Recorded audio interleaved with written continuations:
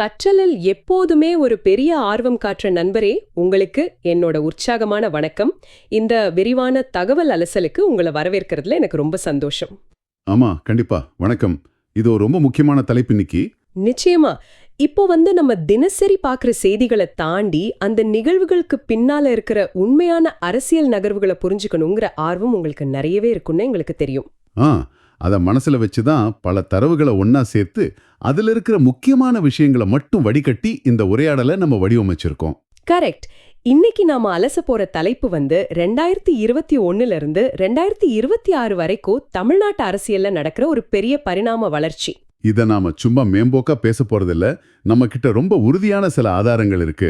ஆமா, அதாவது விக்கிபீடியாவோட 2021 சட்டமன்ற தேர்தல் டேட்டா, அப்புறம் மாநில சுயாட்சி பத்தி திமுகவோட அதிகாரப்பூர்வ வெப்சைட்ல வந்த ஒரு விரிவான கட்டுரை. அது மட்டும் இல்லாம அமைச்சர் செந்தில் பாலாஜி வழக்கு, அப்புறம் எடப்பாடி பழனிசாமி அவங்களோட பிரச்சாரம், இதெல்லாம் பத்தி டைம்ஸ் ஆஃப் இந்தியால வந்த செய்திகளையும் நம்ம பார்க்க போறோம். அதோட நடிகர் விஜயோட தமிழக வெற்றிக் கழகம், அப்புறம் அமமுக பொதுச் செயலாளர் டிடிவி தினகரன், இவங்கள பத்தின யூடியூப் செய்தி தொகுப்புகளும் நம்ம தரவுகள்ல அடங்கும். இங்க ஒரு விஷயத்தை நான் ஆரம்பத்திலேயே சொல்லிடணும். எந்த ஒரு அரசியல் கட்சிக்கும் சார்பா பேசுறதோ இல்ல ஒரு குறிப்பிட்ட நிலைப்பாட்டை ஆதரிக்கிறதோ நம்ம நோக்கம் கிடையாது. கண்டிப்பா எந்த சார்பும் இல்லாம இந்த தரவுகளை மட்டுமே அடிப்படையா வச்சு ஒரு நடுநிலையான முழுமையான பார்வையை உங்களுக்கு வழங்குறது தான் இந்த விரிவான தகவல் அலசலோட பிரதான நோக்கம். குறிப்பா இந்த தரவுகள் எல்லாம் ஒன்னோடு ஒன்னு எப்படி கனெக்ட் ஆடுது, அடுத்த தேர்தலை இது எப்படி பாதிக்க போகுதுன்னு ஒரு பரந்த கண்ணோட்டத்துல புரிஞ்சுக்க போறோம். சரி, இத கொஞ்சம் விரிவாக பார்ப்போம். 2021 தேர்தல் அப்படிங்கிறது தமிழ்நாட்டு அரசியல்ல ஒரு மாபெரும் வரலாற்று திருப்புமுனை அப்படின்னு சொல்லலாம். உண்மைதான். ஏன்னா பல வருஷங்களா தமிழ்நாட்டை தங்களோட கட்டுப்பாட்டுல வச்சிருந்த ஜெயலலிதா, அப்புறம் கலைஞர் கருணாநிதி அப்படிங்கிற ரெண்டு பெரும் ஆளுமைகளோட மறைவுக்கு பிறகு நடந்த முதல் சட்டமன்ற தேர்தல் அது. அரசியல் களமே முற்றிலுமா மாறி இருந்த ஒரு காலகட்டம் அது. அந்த தேர்தல்ல 10 ஆண்டு கால அதிமுக ஆட்சியை முடிவுக்கு கொண்டு வந்து மு.க. ஸ்டாலின் அவங்க தலைமையில திமுக மாபெரும் வெற்றி பெற்றாங்க. அந்த விக்கிபீடியா தரவுகளை நாம புரட்டி பார்க்கும்போது திமுக தலைமையிலான கூட்டணி 159 இடங்களை கைப்பற்றியது ரொம்ப தெளிவா தெரியுது. ஆமா, அதுல திமுக மட்டும் தனித்து 133 இடங்கள்ல ஜெயிச்சு ஒரு கால் நூற்றாண்டுக்கு பிறகு தனிப்பெரும்பான்மையோட ஆட்சி அமைச்சாங்க. மறுபுறம் பாத்தீங்கன்னா அதிமுக கூட்டணி 75 இடங்களை மட்டுமே வாங்கினாங்க. அதுல அதிமுக 66 இடங்கள்ல ஜெயிச்சாங்க. இந்த நம்பர்ஸ் எல்லாம் நமக்கு தெரிஞ்சதுதான். ஆனா இதுக்கு பின்னால இருக்கிற வாக்காளர்களோட மனநிலை தான் ரொம்ப முக்கியம் இல்லையா? கண்டிப்பா. இங்க ரொம்ப ஆச்சரியமான விஷயம் என்னன்னா, அந்த வாக்குப்பதிவோட புள்ளி விவரங்களும் அதுக்கு பின்னால இருக்கிற அந்த சமூக பிரிவினைன்னு சொல்லலாம், அதுவும் தான். அதாவது அந்த ரூரல் அர்பன் டிவைட் பத்தி சொல்றீங்க? ஆமா, அதேதான். 2021 தேர்தல்ல ஒட்டுமொத்தமா 73.63% வாக்குப்பதிவு நடந்துச்சு. இது முந்தைய தேர்தலை விட கொஞ்சம் குறைவுதான். ஆனா டேட்டாவை நாம இன்னும் ஆழமா பார்க்கும்போது கிராமப்புறங்களுக்கும் நகர்ப்புறங்களுக்கும் இடையே ஒரு பெரிய வாக்குப்பதிவு வித்தியாசம் இருக்கிறத பார்க்க முடியுது. சரியா சொன்னீங்க. அதாவது அரசியல் மொழியில சொல்லணும்னா ஒரு மிகப்பெரிய கிராமப்புற நகர்ப்புற பிளவு அந்த தேர்தல்ல நடந்திருக்கு. ஒட்டுமொத்தமா உள்ள 234 தொகுதிகள்ல நகர்ப்புறங்கள்ல சுமார் 80% இடங்கள்ல திமுக கூட்டணி அபாரமா ஜெயிச்சிருக்காங்க. ஆனா அதே சமயம் கிராமப்புறங்கள்ல அதிமுக கூட்டணி 37% இடங்கள்ல ஜெயிச்சு தங்களோட பலத்தை கணிசமா தக்க வச்சுக்கிட்டாங்க. இந்த பிளவு ஒரு கட்சியோட நீண்டகால வியூகத்தை எப்படி பாதிக்குது அப்படிங்கிறது ரொம்ப சுவாரஸ்யமான ஒண்ணு. நிச்சயமா. இப்போ நகர்ப்புற வாக்காளர்கள் பெரும்பாலும் கட்டமைப்பு வசதிகள், வேலை வாய்ப்பு, அப்புறம் நிர்வாக சீர்திருத்தங்களை ரொம்ப எதிர்பார்க்கறாங்க. அவங்கள திமுக பெருமளவுல ஈர்த்திருக்கு. மண்டலம் வாரியா பார்த்தா சென்னை அப்புறம் அதை சுற்றியுள்ள வட மாவட்டங்கள்ல திமுக கூட்டணி 86% இடங்களை வாங்கியிருக்கு. அதே மாதிரி காவிரி டெல்டா அப்புறம் மத்திய மாவட்டங்கள்லயும் 87% இடங்களை அவங்க முழுமையா கைப்பற்றினாங்க. தென் மாவட்டங்கள்லயும் மதுரை மாவட்டத்தை தவிர்த்து மற்ற பெரும்பாலான பகுதிகள் திமுக பக்கமே சாஞ்சது. ஆனா இங்கதான் ஒரு ட்விஸ்ட். கொங்கு மண்டலம்னு சொல்லப்படுற அந்த மேற்கு தமிழ்நாட்டுல அதிமுக கூட்டணி 65% இடங்களை வென்று அதை தங்களோட கோட்டையாவே தக்க வச்சுக்கிட்டாங்க. இந்த டேட்டாலாம் பாத்தீங்கன்னா 2026 நோக்கிய அரசியல் நகர்வுகளுக்கு ஒரு மிகப்பெரிய அடித்தளம் அமைய போகுது. கண்டிப்பா. சரி, இப்போ இந்த மாபெரும் வெற்றியோட ஆட்சிக்கு வந்த திமுக தங்களோட நீண்டகால சித்தாந்த பயணத்தை எப்படி நடைமுறைப்படுத்துறாங்க அப்படிங்கிறது நம்மளோட அடுத்த கட்ட பகுப்பாய்வு. ஆமா, திமுகவோட அதிகாரப்பூர்வ இணையதள தரவுகளை நாம பார்க்கும்போது அவங்களோட மிக முக்கிய கொள்கையான மாநில சுயாட்சி அப்புறம் உண்மையான கூட்டாட்சி தத்துவம் பத்தி ரொம்ப அழுத்தமா பதிவு செஞ்சிருக்காங்க. இது ஏதோ நேத்து இன்னைக்கு உருவான கொள்கை கிடையாது. பேரறிஞர் அண்ணாவோட அந்த புகழ்பெற்ற மேற்கோள் ஒண்ணு இருக்கே, ஆட்டுக்கு தாடியும் நாட்டுக்கு கவர்னரும் தேவையா அப்படிங்கிற அந்த கேள்வியை வச்சுதான் ஆளுநர் பதவி குறித்த அவங்களோட நிலைப்பாட்டை விளக்குறாங்க. மக்களால் தேர்ந்தெடுக்கப்பட்ட மாநில அரசுகளோட அதிகாரங்களை மத்திய அரசால நியமிக்கப்படுற ஆளுநர்கள் மூலமா கட்டுப்படுத்துறது ஜனநாயகத்துக்கு எதிரானது அப்படிங்கறதான் அவங்களோட ஆழமான சித்தாந்தவாதம். இந்த சித்தாந்த போராட்டத்தை நாம வெறும் அரசியல் மாடை பேச்சா மட்டும் சுருக்கிட முடியாது. இதுக்கு ரொம்ப நீண்ட வரலாற்று பின்னணி இருக்கு. ஆமா, 1969ல அன்றைய முதலமைச்சர் கலைஞரால் அமைக்கப்பட்ட அந்த PV ராஜமன்னார் குழு ஒரு வரலாற்று சிறப்புமிக்க நகர்வு. அந்த குழுவோட அறிக்கை இந்திய அரசியல் அமைப்பிலேயே பல பெரிய விவாதங்களை அப்ப எழுப்புச்சு. அதை தொடர்ந்து 1974ல சட்டமன்றத்தில் நிறைவேற்றப்பட்ட மாநில சுயாட்சி தீர்மானமே ஆளுநரோட அதிகாரங்களை மையப்படுத்தி அரசமைப்பு சட்டத்துல திருத்தங்கள் கொண்டு வரணும்னு வலியுறுத்துச்சு. இந்த ஒரு அரை நூற்றாண்டு கால சித்தாந்தத்தோட தொடர்ச்சியை தான் இப்போ மு.க. ஸ்டாலின் அரசும் கையில் எடுத்திருக்கு. ஆளுநருடனான இவங்களோட தொடர் மோதல்களை நம்ம டெய்லி நியூஸ்ல பார்த்துட்டு தான் இருக்கோம். டேட்டா படி பார்த்தோன்னா 2020ல இருந்து 2022 மே மாசம் வரைக்கும் மாநில அரசோட நலன் சார்ந்த 21 மசோதாக்கள் ஆளுநரோட ஒப்புதலுக்காக பெண்டிங்ல இருந்துச்சு. இது ஏதோ ஒரு சாதாரண நிர்வாக தாமதம் கிடையாது. இது ஒரு அதிகார பகிர்வுக்கான நேரடி யுத்தம்னு தான் சொல்லணும். அந்த 21 மசோதாக்களோட தன்மையை பார்த்தாலே இந்த யுத்தத்தோட ஆழம் நமக்கு புரியும். குறிப்பா மாநில அரசு நடத்துற பல்கலைக்கழகங்கள். ஆமா, அதாவது தமிழ்நாடு மீன்வள பல்கலைக்கழகம், அப்புறம் கால்நடை மருத்துவ பல்கலைக்கழகம், இதுக்கெல்லாம் துணைவேந்தர்களை நியமிக்கிற அதிகாரம் மாநில அரசுக்கே வேணும் அப்படின்னு ஒரு மசோதா. அது மட்டும் இல்லாம ஆளுநரை வேந்தர் பதவியிலிருந்து மாத்தணும்னு கோர்ற மசோதாக்களும் இதுல ரொம்ப முக்கியமானது. கல்வி அப்புறம் பல்கலைக்கழக நிர்வாகம் அப்படிங்கிறது ஒரு மாநிலத்தோட எதிர்கால சித்தாந்தத்தையே தீர்மானிக்கிற களங்கள். அங்க யாருக்கு அதிகாரம் அப்படிங்கிறதுல மாநில அரசுக்கும் ஆளுநருக்கும் நடுவுல மிகப்பெரிய மோதலே நடந்துச்சு. சட்டமன்றத்துல நிறைவேற்றப்படுற மசோதாக்களுக்கு ஆளுநர் பல வருஷங்களா ஒப்புதல் அளிக்காம தாமதப்படுத்துறத சுப்ரீம் கோர்ட்டே விமர்சிச்சு கேள்வி எழுப்புச்சு அப்படிங்கறத நம்ம தரவுகள் சுட்டிக்காட்டுது. கூட்டாட்சி தத்துவத்துல ஆளுநரோட எல்லை என்ன அப்படிங்கறத தீர்மானிக்கிற ஒரு சட்ட போராட்டமாவே இது மாறிடுச்சு. ஆனா இங்கதான் விஷயம் ரொம்ப ரொம்ப சுவாரஸ்யமா மாறுது. எப்படி சொல்றீங்க? ஒரு பக்கம் கொள்கை ரீதியாகவும் சித்தாந்த ரீதியாகவும் ஆளுநருக்கும் மத்திய அரசுக்கும் எதிராக ஒரு பெரும் தார்மீக போராட்டத்தை ஆளும் கட்சி முன்னெடுக்கிறாங்க. ஆனா மறுபக்கம் நடைமுறை அரசியல்ல அவங்க சந்திச்ச ஒரு பெரும் சட்ட சவாலான செந்தில் பாலாஜி விவகாரம். ஓ ஆமா, அது அவங்களோட அந்த தார்மீக பிம்பத்துக்கு ஒரு மிகப்பெரிய நெருக்கடியை உருவாக்குச்சு. கரெக்ட்.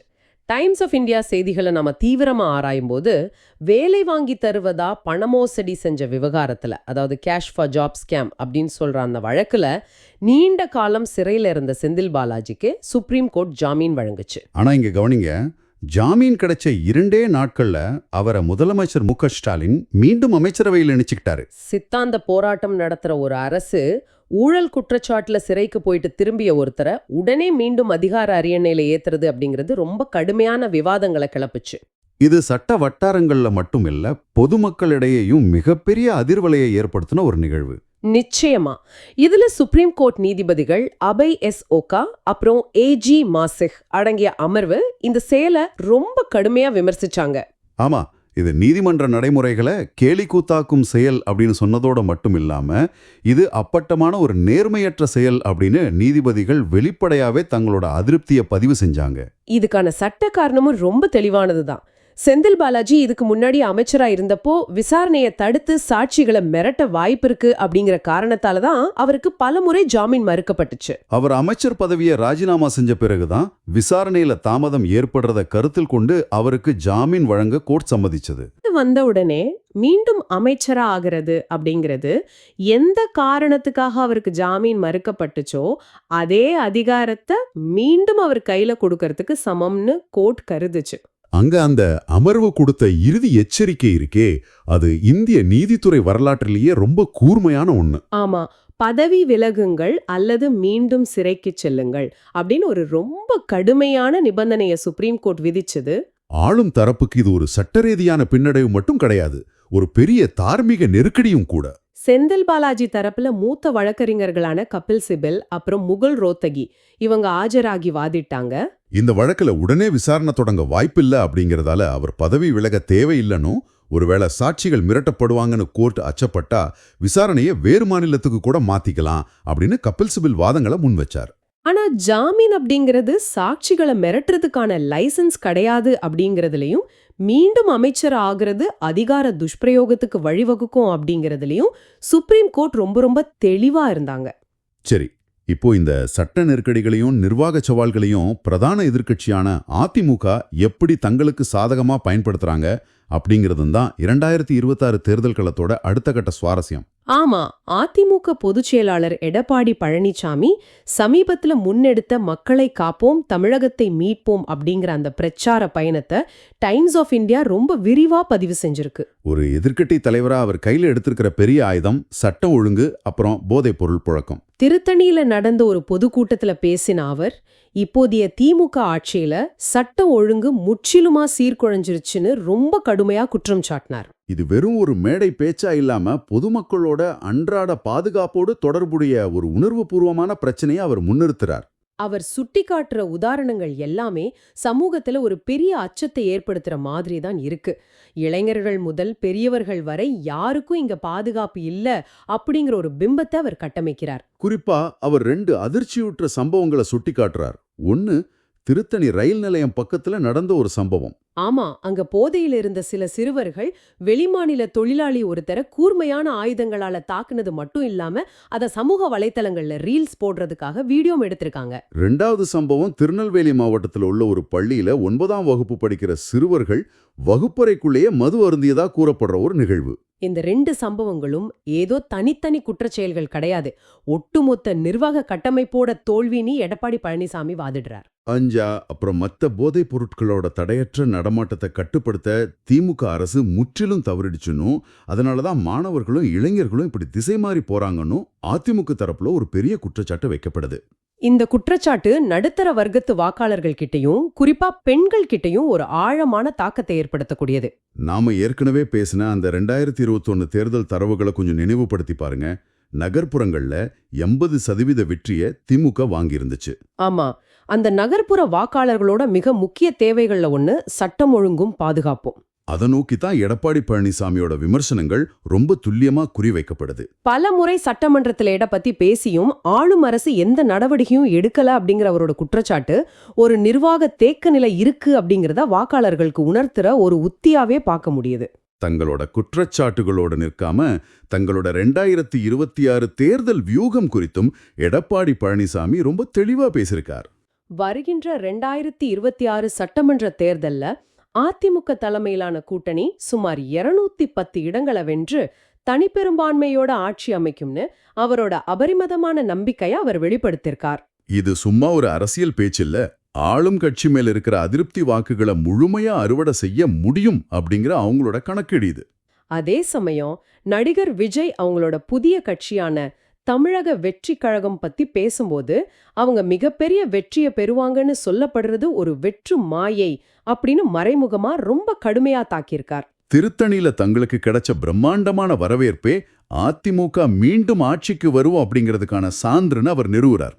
பாரம்பரிய அரசியல் கட்சிகள் புதிய வரவுகளை எப்படி எதிர்கொள்ளுது அப்படிங்கிறதுக்கு இது ஒரு சிறந்த உதாரணம். சோ இதற்கெல்லாம் என்னதான் அர்த்தம் அப்படின்னு நம்ம யோசிச்சோம்னா, 2026 தேர்தல் களம் முந்திய தேர்தல்களை போல வெறும் திமுக அதிமுக அப்படிங்கிற அந்த வழக்கமான இரு துருவ போட்டியா மட்டுமே இருக்க போறதில்லை. ஆமா, புதிய ஆட்டக்காரர்கள் முழு பலத்தோட களத்துல இறங்கியிருக்காங்க.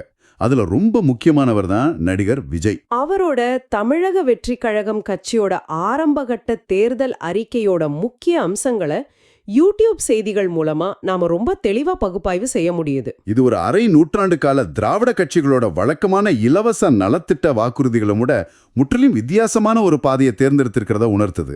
அவங்க நேரடியா சாமானிய மக்களோட பொருளாதார தேவைகளையும் அவங்களோட வாழ்க்கை தரம் உயரணுங்கிற லட்சியத்தையும் குறிவைக்கிறாங்க. அந்த தேர்தல் அறிக்கையோட வாக்குறுதிகளை நாம கவனிக்கிறது ரொம்ப அவசியம்.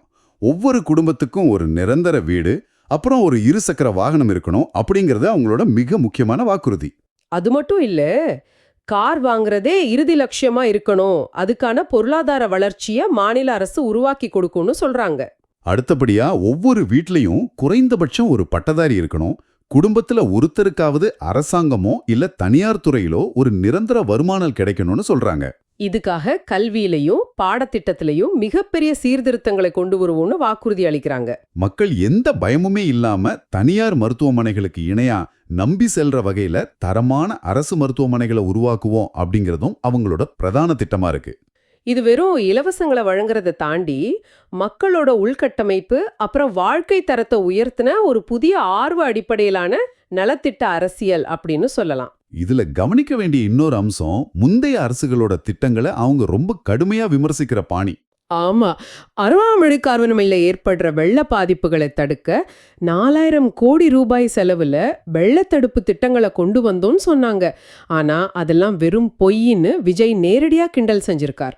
அதோட நிக்காம சட்டம் ஒழுங்கை பொறுத்த வரைக்கும் தவக ரொம்ப கடுமையான நிலைப்பாட்டை எடுக்கிறாங்க. அண்ணா பல்கலைக்கழகம் அப்புறம் கோயம்புத்தூர்ல கல்லூரி பெண்களுக்கு நடந்த கொடுமைகளை வெளிப்படையா சுட்டிக்காட்டி இது போல இனி நடக்கவே கூடாதுன்னு பெண்களுக்கு பாதுகாப்பான வலுவான சூழலை உருவாக்குவோம்னு அவர் சொல்லியிருக்கார்.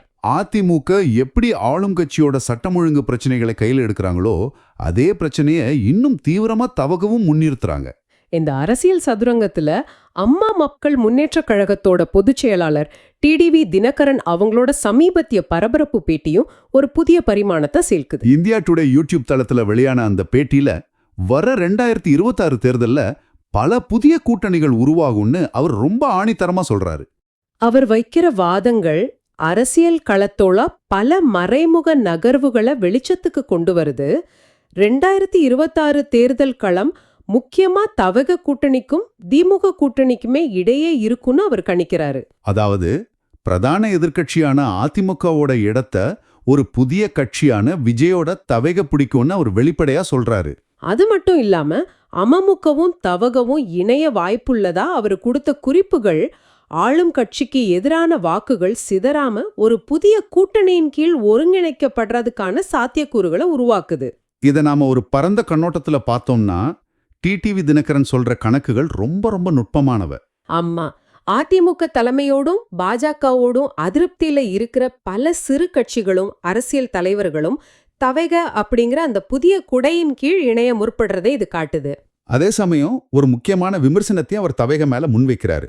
தவேகவுல இருக்கிறவங்க எல்லாமே அரசியலுக்கு புதிய முகங்கள். தேமுதிகவை தொணமெனப்போ விஜயகாந்திற்கு எப்படி பண்ருட்டி ராமச்சந்திரன் மாதிரி மூத்த அரசியல் ஆலோசகர்கள் இருந்தாங்களோ அதுபோல ஒரு அனுபவம் வாய்ந்த மூத்த தலைவர்கள் தவேகவுல இல்ல அப்படிங்கிற அவரோட கருத்து அந்த புதிய கட்சி களத்துல சந்திக்க போற சவால்களை துல்லியமா அலசுது. வெறும் மக்கள் கூட்டமோ கவர்ச்சி மட்டுமே தேர்தல் வெற்றியா மாறிடாது. அதை கட்டமைக்க சரியான அரசியல் மூலிகள் வேணும் அப்படிங்கறத டிடிவி தினகரன் சுட்டி காட்டுறார். இந்த விரிவான தரவுகளை எல்லாம் அலசின பிறகு நேரடியா உங்களை பார்த்து நான் ஒரு கேள்வியை கேட்கிறேன். இந்த தேர்தல் புள்ளி விவரங்கள், மாநில சுயாட்சி மசோதாக்கள், நீதிமன்ற கண்டனங்கள், எதிர்க்கட்சிகளோட குற்றச்சாட்டுகள், அப்புறம் புதிய கட்சிகளோட வாக்குறுதிகள், இதெல்லாம் உங்களுக்கு ஏன் முக்கியம்? அரசியல் அப்படிங்கிறது ஏதோ தொலைக்காட்சியில நடக்கிற ஒரு விவாதம் மட்டும்தானா? நிச்சயமா கிடையாது. ஆமா, நீங்க வசிக்கிற மாநிலத்தோட உரிமை அப்புறம் அதிகாரம் யாருடைய கையில இருக்கணும்? ஆளுநரா இல்ல தேர்ந்தெடுக்கப்பட்ட அரசாங்கா? உங்க குழந்தைங்களோட கல்வி தரம் எப்படி மேம்படுத்தப்படணும்? உங்க தெருக்கல்ல சட்டம் ஒழுங்கும் பாதுகாப்பும், குறிப்பா பெண்களோட பாதுகாப்பும் எப்படி பேணப்படணும்? உங்க அன்றாட பொருளாதார தேவைகளும் வீடு வாகனம் போன்ற லட்சியங்களும் எப்படி பூர்த்தி செய்யப்படணும் அப்படிங்கறத தீர்மானிக்கிறது இந்த அரசியல் தான். அதனாலதான் மேலோட்டமான பேச்சுகளை தாண்டி இந்த தரவுகளை நீங்க ரொம்ப தெளிவா புரிஞ்சுக்க வேண்டியது அவசியமாகுது. இதை எல்லாவற்றையும் தொகுத்து பார்க்கும்போது ஒரு மிகப்பெரிய சிந்திக்க வேண்டிய கேள்வியை நம்ம முன்னாடி எழுப்புது. பல தசாப்தங்களா தமிழ்நாட்டு அரசியலை வழிநடத்தின ஒருபுறம் மாநில சுயாட்சி, கூட்டாட்சி தத்துவம் போன்ற அரை நூற்றாண்டு கால பழமையான சித்தாந்த போராட்டங்கள் இப்போதைய ஆளும் கட்சியால் வலுவா முன்வைக்கப்படுது. மாநிலமான உரிமையை காக்கிற ஒரு நீண்ட கால தார்மீக போர். ஆனா மறுபுறம் வீடு வாகனம், நிரந்தர வேலை, போதைப்பொருள் இல்லாத பாதுகாப்பான சட்டம் ஒழுங்கு அப்படிங்கிற சாமானிய மக்களோட அன்றாட உடனடி பொருளாதார உத்தரவாதங்களை புதிய கட்சிகளும் எதிர்க்கட்சிகளும் 2026 தேர்தல் களத்துல வீசுறாங்க. சித்தாந்தமும் வரலாற்று பெருமைகளும் வாக்காளர்களை ஈர்க்குமா இல்ல உடனடி தேவைகளை பூர்த்தி செய்யற பொருளாதார வாழ்க்கை தரத்தை உயர்த்தின புதிய நடைமுறை வாக்குறுதிகள் வெல்லுமா? உணர்வுபூர்வமான அரசியலா இல்ல பொருளாதார அரசியலா? இத நீங்க ஆழமா சிந்திக்கணும். இதுதான் எதிர்வரும் தேர்தலோட உண்மையான திசையை தீர்மானிக்க போகுது. ரொம்ப ஆழமான, அதே சமயம் ஒவ்வொரு சாமானியரும் தனக்குள்ளேயே கேட்டுக்க வேண்டிய கேள்வி இது. தொடர்ந்து தேடுங்க, கேள்விகளை கேளுங்க, தரவுகளை படிங்க. இந்த விரிவான தகவல் அலசல்ல எங்களோட இணைஞ்சு அரசியல் களத்தோட பல்வேறு கோணங்களை பகுப்பாய்வு செஞ்சதுக்கு மிக்க நன்றி. மீண்டும் ஒரு சுவாரஸ்யமான தகவல் அலசல்ல சந்திப்போம்.